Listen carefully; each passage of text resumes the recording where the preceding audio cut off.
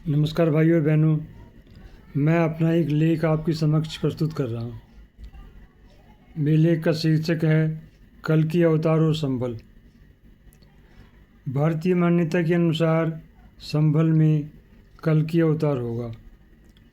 भारत और विश्व में हर समय परिवर्तन होता रहता है। भारत में बहुत से गणितज्ञ हैं, बहुत से वैज्ञानिक हैं, बहुत से संगीतकार हैं, बहुत से गायक हैं, बहुत से इंजीनियर हैं, बहुत से नेता हैं, बहुत से कलाकार हैं, बहुत से लेखक हैं, बहुत से उद्योगपति हैं और बहुत से अफसर हैं।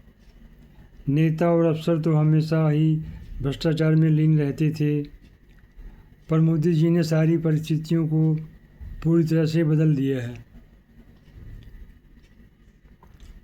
पर अन्य तरह के जो लोग हैं वो देश के विकास और उत्थान के लिए बहुत ही श्रेष्ठतम और महानतम कार्य कर रहे हैं। अभी कुछ समय पहले कृषि जैसे उपेक्षित विषय में भी बहुत से ऐसे कार्य हुए हैं जैसे कार्य भारत में पहले कभी भी नहीं हुए थे। कुछ किसानों ने ऐसा शानदार काम किया है कि उन्होंने कृषि की सारी दशा और दिशा को बदल कर रख दिया है। जिन किसानों ने कृषि के क्षेत्र में श्रेष्ठतम और महानतम कार्य किया है, ऐसे लोग किसी अवतार से कम नहीं हैं। ऐसे ही किसान हैं आकाश चौरसिया, जगदीश प्रसाद पारिक आदि। इन किसानों ने कृषि की समस्त व्यवस्था को हमेशा के लिए बदल कर रख दिया है। इसी तरह से सतीश गुजराल हैं। इन्होंने चित्रकला, मूर्तिकला और आर्किटेक्चर के क्षेत्र में बहुत ही श्रेष्ठतम और महानतम कार्य किया था। इन्होंने बहुत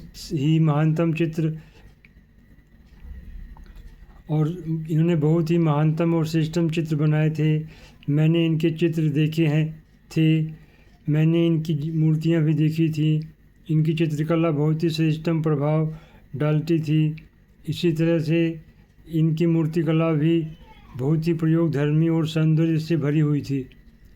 इन्होंने आर्किटेक्चर के क्षेत्र में बहुत ही श्रेष्ठतम कार्य किया था। इन्होंने बिना किसी डिग्री के ही बेल्जियम दूतावास का डिज़ाइन बनाया था। इसी तरह से इन्होंने कई तरह के आर्किटेक्चरल डिज़ाइन बनाए थे। ये भी एक तरह के चित्रकला, मूर्तिकला और वास्तुकला के अवतार थे। इनका जीवन बहुत ही प्रेरणादायक है। इसी तरह से रामकिशोर यादव ने भी चित्रकला के क्षेत्र में बहुत ही श्रेष्ठतम कार्य किया है। इनकी चित्रकला बहुत ही महानतम और श्रेष्ठतम है। इन्होंने चित्रकला के क्षेत्र में बहुत ही नए तरह के प्रयोग किए थे। इन्होंने ऐसे चित्र बनाए थे कि उनकी जितनी भी प्रशंसा की जाए उतना ही कम है। ये भी किसी अवतार से कम नहीं है। मैंने इनके चित्र देखे हैं। ये भारत के महानतम चित्रकार हैं। ये अभी भी बहुत ही महानतम कला का सृजन कर रहे हैं। जब मैंने पहली बार इनके चित्र देखे थे तो मुझे बहुत आश्चर्य हुआ था। इनकी चित्रकला बहुत अधिक प्रेरणादायक है। इसी तरह से एक और चित्रकार हैं जिनका नाम है विजेंद्र पाल शर्मा। ये भी बहुत ही श्रेष्ठतम और महानतम चित्रकार हैं। इन्होंने चित्रकला के क्षेत्र में बहुत ही श्रेष्ठतम कार्य किया था। ये आज भी बहुत ही महानतम कला का सृजन कर रहे हैं। विजेंद्र पाल शर्मा सल्वाडोर डाली नामक स्पेनिश चित्रकार से बहुत अधिक प्रभावित थे और आज भी प्रभावित हैं। इन्होंने सल्वाडोर डाली से प्रेरणा लेकर बहुत ही श्रेष्ठतम और महानतम प्रयोग किए हैं। इनका जीवन बहुत अधिक प्रेरणादायक है। ये भारत के महानतम चित्रकार हैं। इन्होंने मुझे बहुत अधिक प्रेरणा दी है। इसी तरह हमारे देश में बहुत से श्रेष्ठतम और महानतम चित्रकार हैं।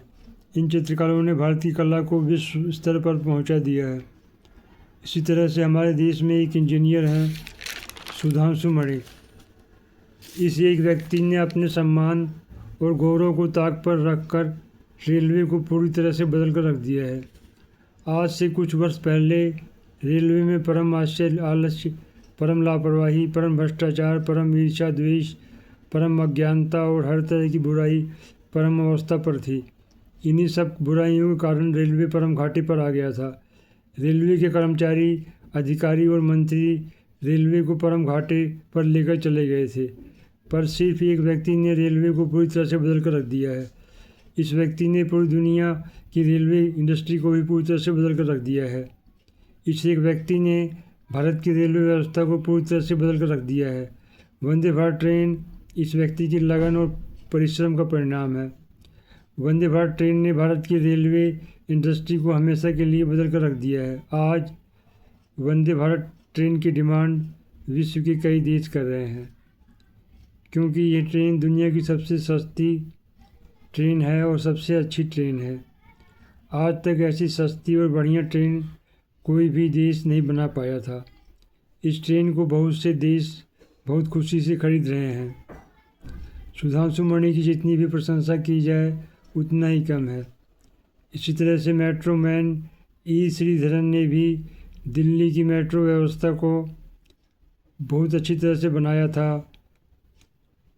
ई श्रीधरन ने बहुत ही श्रेष्ठतम और महानतम कार्य किया था दिल्ली मेट्रो के लिए, पर सुधांशु मणि का कार्य बहुत ही श्रेष्ठतम और महानतम है, क्योंकि सुधांशु मणि ने अपने व्यक्तिगत प्रयास से रेलवे को पूरी तरह से बदल कर रख दिया था। आज वंदे भारत की तरह से बहुत सी नई तरह की ट्रेनें भारत में बन रही हैं। अगर सुधांशु मणि व्यक्तिगत रूप से प्रयास नहीं करते तो आज भी भारतीय रेल अपनी दुर्दशा पर आंसू बहा रहा होता।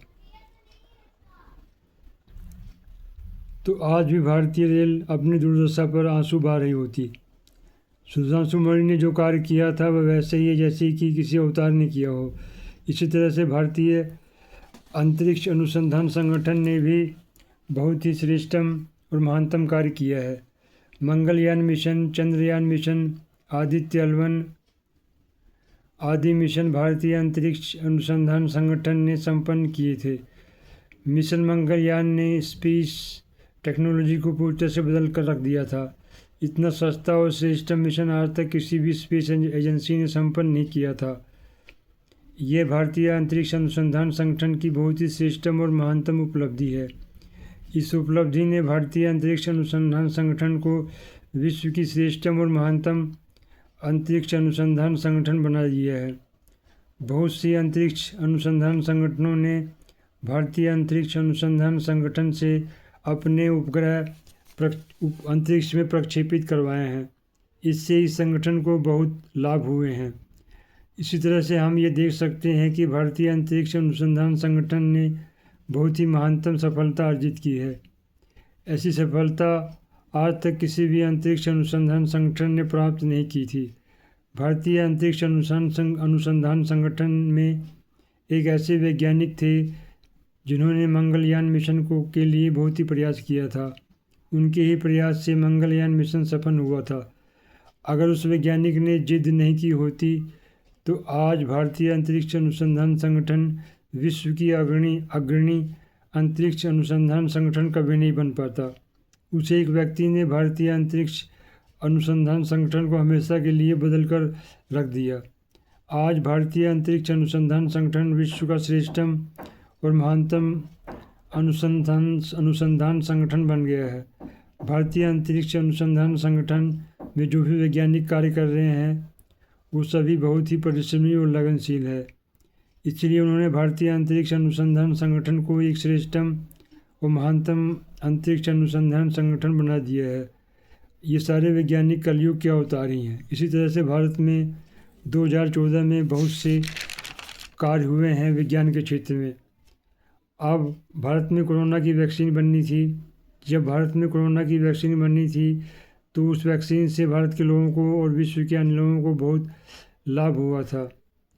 अगर कांग्रेस पार्टी का भारत पर राज होता तो ये वैक्सीन भारत में कभी नहीं बन पाती। कांग्रेस पार्टी ये वैक्सीन विदेश से मंगाती और खूब भ्रष्टाचार करती, जैसे कि कांग्रेस तब करती थी जब वह सत्ता में थी। DRDO ने भी बहुत ही श्रेष्ठतम और महानतम कार्य किया है। लड़ाकू वायुयानों में जो जेट इंजन लगाया जाता है, DRDO उसे काफ़ी लंबे समय से बनाने का प्रयास कर रहा था, पर अभी तक उसमें सफलता नहीं मिल पा रही थी। इसी तरह से हिंदुस्तान एरोनॉटिक्स लिमिटेड ने भी बहुत ही अधिक सफलताएं पाई हैं। जब कांग्रेस का राज था तो कांग्रेस ने इन संस्थानों को पंगु बना दिया था, पर मोदी जी ने इन संस्थानों पर पंख लगा दिए हैं। कुल मिलाकर हम ये कह सकते हैं कि मोदी जी ने भारत के वैज्ञानिक, टेक्नोलॉजिकल, आर्थिक और हर तरह के विकास के लिए बहुत अधिक प्रयास किए हैं।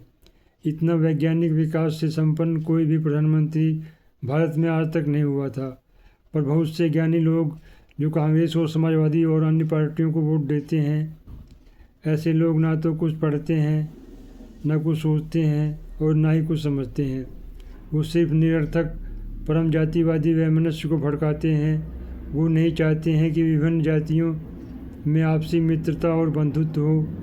वो यही चाहते हैं कि जातिवाद की अग्नि परम अवस्था में जलती रहे, लोग आपस में निरर्थक भाव से लड़ते रहें और देश के विकास में कोई भी योगदान ना दें।